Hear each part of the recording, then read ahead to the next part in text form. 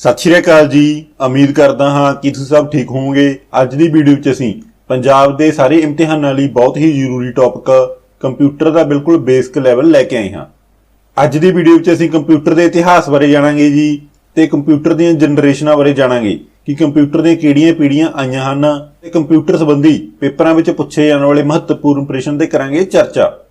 जिस प्रकार के कंप्यूटर असीं अज देखदे हाँ जी, पहलां इस तरह के कंप्यूटर नहीं हुंदे सन।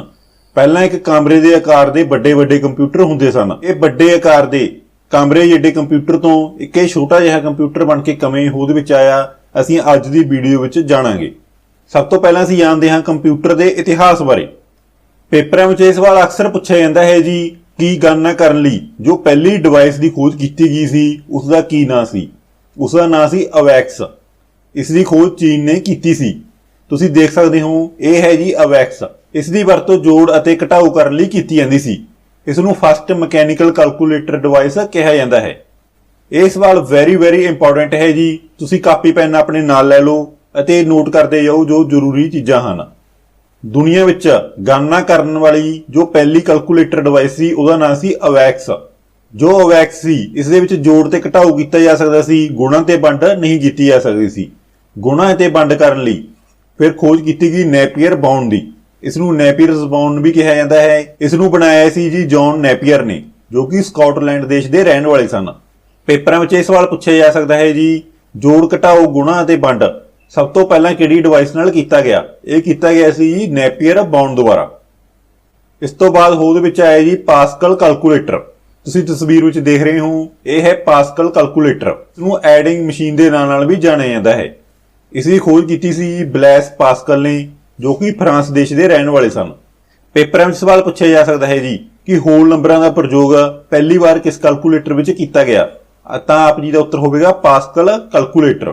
चार्लस बेबेज का नाम तुसीं सब ने सुनिया होवेगा। इन्हां नूं कहा जाता है कंप्यूटर का पितामा। इन्हां ने बनाया सी जी एनालॉग इंजन। कंप्यूटर का पितामा चार्लस बेबेज नूं कहा जाता है। जिक्र पूछा जाता है मॉडर्न आधुनिक कंप्यूटर का पितामा तां ओह कहा जाता है एलन ट्यूरिंग नूं। हुण असीं महत्वपूर्ण कंप्यूटरां बारे जाणदे हां जी, जो पेपरां विच डायरैक्ट ही पुछ लए जांदे हन।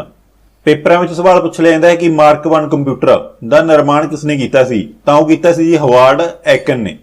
हुण असीं गल करदे हां जी एनीएक बारे।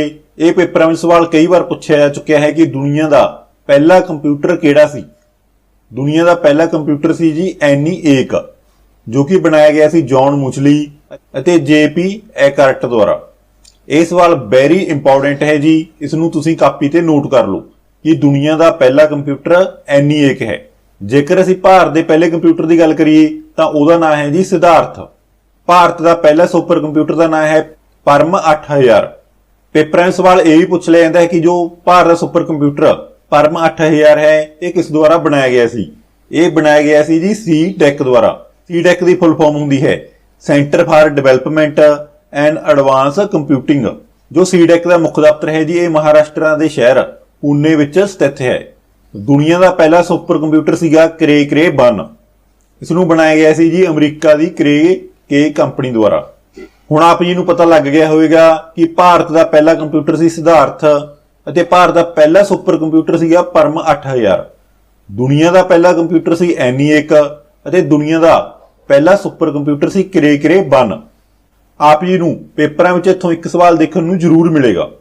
पेपरां विच अगला सवाल पूछा जाता है जी कि स्टोरेज समर्था वाला पहला कंप्यूटर किहड़ा सी? उसका नाम तुसीं याद करना है। उसका नाम सी ADSAC एडसैक। इसनूं बनाया सी जी जॉन वॉन न्यूमैन ने। जो जूनीवे कंप्यूटर सी यह बनाया सी जी जेपी एकर्ट ते जेबी मुचली द्वारा। यह आम उद्देश्यां लई वरतिया जाण वाला पहला कंप्यूटर सी। जो मौसम विभाग द्वारा कंप्यूटर वरतिया जाता है जी उसनूं कहंदे हन प्रत्यूष सुपर कंप्यूटर। खेडां वास्ते वरतिया जाण वाला कंप्यूटर है पैकमैन कंप्यूटर। हुण असीं गल करदे हां जी कंप्यूटर दीयां जनरेशनां बारे। हुण तक कंप्यूटर दीयां 5 जनरेशनां आ चुकीआं हन। तुसीं स्क्रीन ते देख सकते हो यह हैं जी 5 जनरेशनां।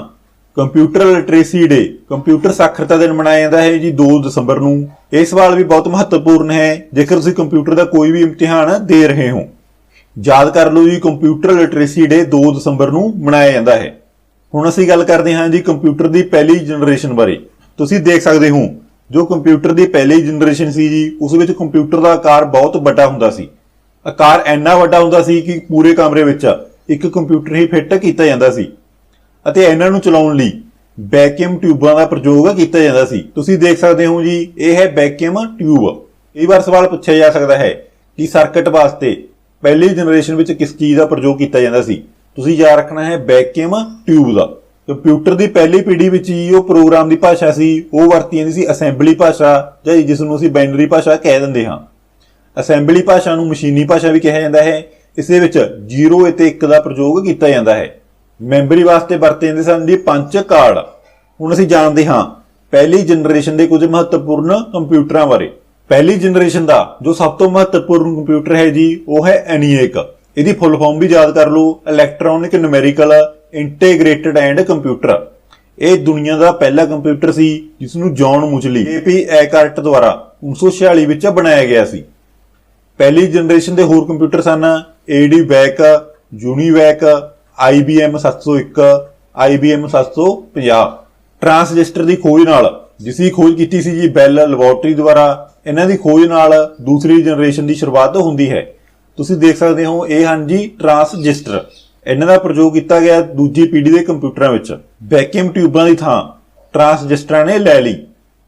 ਪ੍ਰੋਗਰਾਮ ਦੀ ਭਾਸ਼ਾ ਜੀ ਅਸੈਂਬਲੀ ਭਾਸ਼ਾ ਦੇ ਨਾਲ ਹਾਈ ਲੈਵਲ ਲੈਂਗੁਏਜ ਵਰਤੋਂ ਕੀਤੀ ਜਾਣ ਲੱਗੀ। ਆਪ ਜੀ ਨੂੰ ਪਤਾ ਹੈ ਕਿ ਅਸੈਂਬਲੀ ਭਾਸ਼ਾ ਹੁੰਦੀ ਹੈ ਮਸ਼ੀਨੀ ਭਾਸ਼ਾ, ਜਿਸ ਦੇ ਵਿੱਚ 0 ਅਤੇ 1 ਦਾ ਪ੍ਰਯੋਗ ਕੀਤਾ ਜਾਂਦਾ ਹੈ।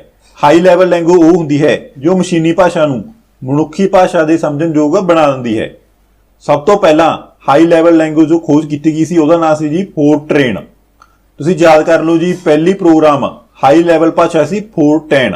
ਇਸ ਦੀ ਫੁੱਲ ਫਾਰਮ ਹੁੰਦੀ ਹੈ ਫਾਰਮੂਲਾ ਟ੍ਰਾਂਸਲੇਸ਼ਨ। ਇਸ ਦੀ ਖੋਜ ਜੌਨ ਬੈਕਸ ਦੁਆਰਾ 1957 ਵਿੱਚ ਕੀਤੀ ਗਈ ਸੀ। ਦੂਸਰੀ ਹਾਈ ਲੈਵਲ ਲੈਂਗੁਏਜ ਸੀ ਜੀ ਕੰਬੋਲ, ਜਿਹਦੀ ਫੁੱਲ ਫਾਰਮ ਹੁੰਦੀ ਹੈ ਕਾਮਨ ਬਿਜ਼ਨਸ ਓਰੀਐਂਟਲ ਲੈਂਗੁਏਜ। ਇਸ ਦੀ ਖੋਜ ਕੀਤੀ ਸੀ ਗ੍ਰੇਸ ਮਰੇ ਹੂਪਰ ਨੇ। ਪਹਿਲੀ ਜਨਰੇਸ਼ਨ ਵਿੱਚ ਮੈਮਰੀ ਤੌਰ ਤੇ ਵਰਤੇ ਜਾਂਦੇ ਸਨ ਜੀ ਪੰਚ ਕਾਰਡ, ਅਤੇ ਦੂਸਰੀ ਜਨਰੇਸ਼ਨ ਵਿੱਚ ਮੈਗਨੈਟਿਕ ਕੋਰ ਅਤੇ ਮੈਗਨੈਟਿਕ ਟੈਪਾਂ ਦੀ ਵਰਤੋਂ ਕੀਤੀ ਜਾਣ ਲੱਗੀ। ਦੂਸਰੀ ਜਨਰੇਸ਼ਨ ਦੇ ਕੰਪਿਊਟਰਾਂ ਦੇ ਨਾਮ ਹਨ ਜੀ IBM 1620, IBM 7094, CDC 1604, CDC 3600, UNIVAC 1108। ਪਹਿਲੀ ਜਨਰੇਸ਼ਨ ਵਿੱਚ ਵੈਕਿਊਮ ਟਿਊਬਾਂ ਦਾ, ਦੂਜੀ ਜਨਰੇਸ਼ਨ ਵਿੱਚ ਟਰਾਂਸਜਿਸਟਰਾਂ ਦਾ ਅਤੇ ਤੀਸਰੀ ਜਨਰੇਸ਼ਨ ਵਿੱਚ ਇੰਟੀਗ੍ਰੇਟਡ ਸਰਕਟਾਂ ਦਾ ਪ੍ਰਯੋਗ ਕੀਤਾ ਜਾਣਾ ਲੱਗ ਗਿਆ। ਜੋ ਇੰਟੀਗ੍ਰੇਟਡ ਸਰਕਟ ਸੀ ਇਹ ਜੈਕ ਕੇਬਲੀ ਦੁਆਰਾ ਬਣਾਏ ਗਏ ਸਨ। ਪੇਪਰਾਂ ਵਿੱਚ ਇਹ ਵੀ ਸਵਾਲ ਪੁੱਛਿਆ ਜਾਂਦਾ ਹੈ ਜੀ ਕਿ ਇੰਟੀਗ੍ਰੇਟਡ ਸਰਕਟ ਕਿਸ ਦੇ ਬਣੇ ਹੁੰਦੇ ਹਨ। ਇਹ ਬਣੇ ਹੁੰਦੇ ਹਨ ਜੀ ਸਿਲੀਕਾਨ ਧਾਤ ਦੇ। ਇਹ ਸਵਾਲ ਵੈਰੀ ਇੰਪੋਰਟੈਂਟ ਹੈ। ਇਹ ਅਕਸਰ ਪੁੱਛਿਆ ਜਾਂਦਾ ਹੈ ਕਿ ਇੰਟੀਗ੍ਰੇਟਡ ਸਰਕਟ IC ਚਿੱਪਾਂ ਦਾ ਪ੍ਰਯੋਗ ਕਿਹੜੀ ਜਨਰੇਸ਼ਨ ਵਿੱਚ ਕੀਤਾ ਗਿਆ। ਤੁਸੀਂ ਯਾਦ ਰੱਖਣਾ ਹੈ ਜੀ ਤੀਸਰੀ ਜਨਰੇਸ਼ਨ ਵਿੱਚ। ਤੀਸਰੀ ਜਨਰੇਸ਼ਨ ਵਿੱਚ ਜੀ ਪ੍ਰੋਗਰਾਮਾਂ ਦੀ ਭਾਸ਼ਾ ਦਾ ਵਿਕਾਸ ਹੋਇਆ। ਇਸ ਵਿੱਚ ਹਾਈ ਲੈਵਲ ਭਾਸ਼ਾ ਫੋਰਟ੍ਰੇਨ ਦਾ ਦੂਜਾ ਪਾਰਟ, ਤੀਜਾ ਅਤੇ ਚੌਥਾ ਪਾਰਟ ਆ ਗਿਆ। ਇਸ ਦੇ ਵਿੱਚ ਕੰਬੋਲ ਲੈਂਗੁਏਜ ਵਰਤੀ ਗਈ ਅਤੇ ਇਸ ਵਿੱਚ ਇੱਕ ਬੇਸਿਕ ਲੈਂਗੁਏਜ ਵਰਤੀ ਗਈ ਜੋ ਕਿ ਬਹੁਤ ਹੀ ਮਹੱਤਵਪੂਰਨ ਸੀ, ਜਿਸ ਨੂੰ ਬਣਾਇਆ ਸੀ ਜੌਨ ਜੀ ਕੈਮੀ ਨੇ। ਬੇਸਿਕ ਦੀ ਫੁੱਲ ਫਾਰਮ ਹੁੰਦੀ ਹੈ ਜੀ ਬਿਗਨਰ ਆਲ ਪਰਪਜ਼ ਸਿੰਬੋਲਿਕ ਇੰਸਟਰਕਸ਼ਨ ਕੋਡ। ਇਹ ਸਵਾਲ ਪੇਪਰਾਂ ਵਿੱਚ ਕਈ ਵਾਰ ਰਿਪੀਟ ਹੋ ਚੁੱਕਿਆ ਹੈ ਕਿ ਬੇਸਿਕ ਭਾਸ਼ਾ ਦੀ ਫੁੱਲ ਫਾਰਮ ਕੀ ਹੁੰਦੀ ਹੈ। ਇਹ ਤੁਸੀਂ ਯਾਦ ਕਰ ਲਓ ਜੀ, ਬਿਗਨਰ ਆਲ purpose symbolic instruction code. Pascal ਤੇ ਐਲਗੋਲ ਇਹ ਹੋਰ ਭਾਸ਼ਾਵਾਂ ਸਨ ਜਿਨ੍ਹਾਂ ਦਾ ਵਿਕਾਸ ਤੀਸਰੀ ਜਨਰੇਸ਼ਨ ਵਿੱਚ ਹੋਇਆ ਸੀ। ਤੀਸਰੀ ਪੀੜ੍ਹੀ ਵਿੱਚ ਇੰਟੀਗ੍ਰੇਟਡ ਸਰਕਟ ਨੂੰ ਹੀ ਮੈਮਰੀ ਦੇ ਤੌਰ ਤੇ ਵਰਤਿਆ ਜਾਣ ਲੱਗ ਗਿਆ ਅਤੇ ਕੀਬੋਰਡ, ਮੋਨੀਟਰ, ਇਹਨਾਂ ਸਾਰੀਆਂ ਚੀਜ਼ਾਂ ਦਾ ਵਿਕਾਸ ਵੀ ਤੀਸਰੀ ਜਨਰੇਸ਼ਨ ਵਿੱਚ ਹੋਇਆ ਸੀ। ਕੰਪਿਊਟਰਾਂ ਦੇ ਨਾਲ ਕੀਬੋਰਡ ਆ ਗਏ ਜੀ, ਮੋਨੀਟਰ ਆ ਗਿਆ ਤੇ MICR magnetic ink character recognisation ਅਤੇ MICR ਇਸ ਦੀ ਫੁੱਲ ਫਾਰਮ ਪੇਪਰਾਂ ਵਿੱਚ ਪੁੱਛ ਲਈ ਜਾਂਦੀ ਹੈ ਜੀ magnetic ink character recognisation. ਪਲੋਟਰ, scanner ਤੇ ਮਲਟੀ ਪ੍ਰੋਗਰਾਮ ਸਿਸਟਮ ਦੀ ਵਰਤੋਂ ਕੀਤੀ ਜਾਣ ਲੱਗ ਗਈ।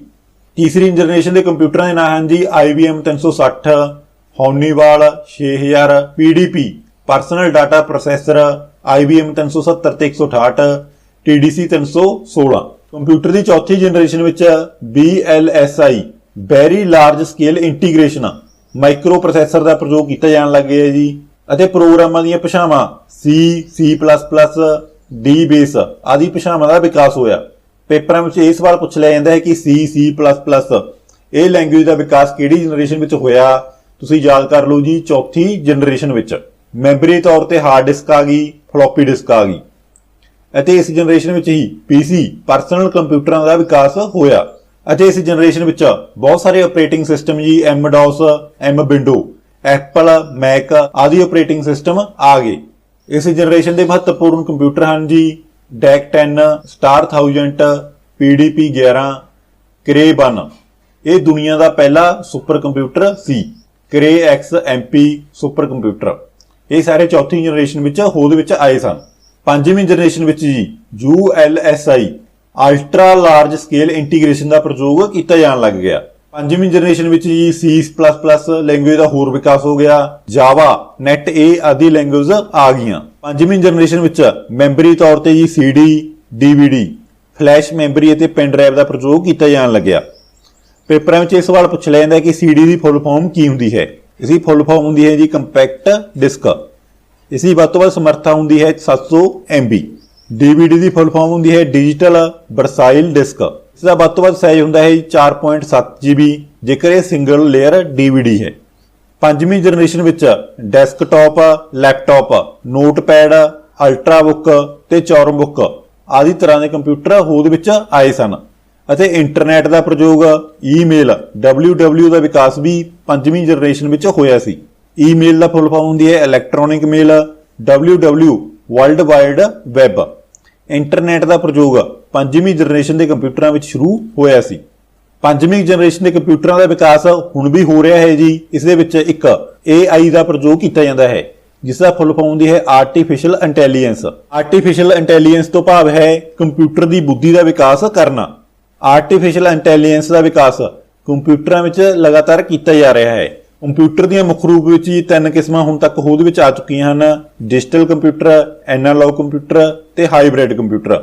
ਉਮੀਦ ਕਰਦਾ ਹਾਂ ਕਿ ਆਪ ਜੀ ਨੂੰ ਕੰਪਿਊਟਰ ਦੀਆਂ ਪੀੜ੍ਹੀਆਂ, ਜਨਰੇਸ਼ਨ ਬਾਰੇ ਚੰਗੀ ਤਰ੍ਹਾਂ ਪਤਾ ਲੱਗ ਗਿਆ ਹੋਵੇਗਾ। ਜੇਕਰ ਤੁਹਾਨੂੰ ਇਹ ਜਾਣਕਾਰੀ ਚੰਗੀ ਲੱਗੀ ਜੀ ਤਾਂ ਇਸ ਜਾਣਕਾਰੀ ਨੂੰ ਆਪਣੇ ਦੋਸਤਾਂ ਨਾਲ ਜ਼ਰੂਰ ਸ਼ੇਅਰ ਕਰਿਓ ਕਿਉਂਕਿ ਗਿਆਨ ਵੰਡਣ ਨਾਲ ਵਾਧਾ ਹੈ। ਧੰਨਵਾਦ। ਜੇਕਰ ਤੁਸੀਂ ਇੰਸਟਾਗ੍ਰਾਮ ਤੇ ਗਰਚਾ IQ ਐਜੂਕੇਸ਼ਨ ਨੂੰ ਫੋਲੋ ਨਹੀਂ ਕੀਤਾ ਜੀ ਤਾਂ ਫੋਲੋ ਕਰ ਲਓ ਕਿਉਂਕਿ ਇੱਥੇ ਡੇਲੀ ਕਰੰਟ ਅਫੇਅਰ ਅਤੇ ਨਵੀਆਂ ਅਪਡੇਟ ਪਾਈਆਂ ਜਾਂਦੀਆਂ ਹਨ। ਗਰਚਾ IQ ਟੈਲੀਗ੍ਰਾਮ ਚੈਨਲ ਤੋਂ ਤੁਸੀਂ ਫ੍ਰੀ ਵਿੱਚ PDF ਡਾਊਨਲੋਡ ਕਰ ਸਕਦੇ ਹੋ ਅਤੇ YouTube ਤੇ ਪਾਈ ਜਾਣ ਵਾਲੀ ਕਿਸੇ ਵੀ ਵੀਡੀਓ ਦੀ ਅਪਡੇਟ ਤੁਸੀਂ ਇੱਥੋਂ ਪ੍ਰਾਪਤ ਕਰ ਸਕਦੇ ਹੋ।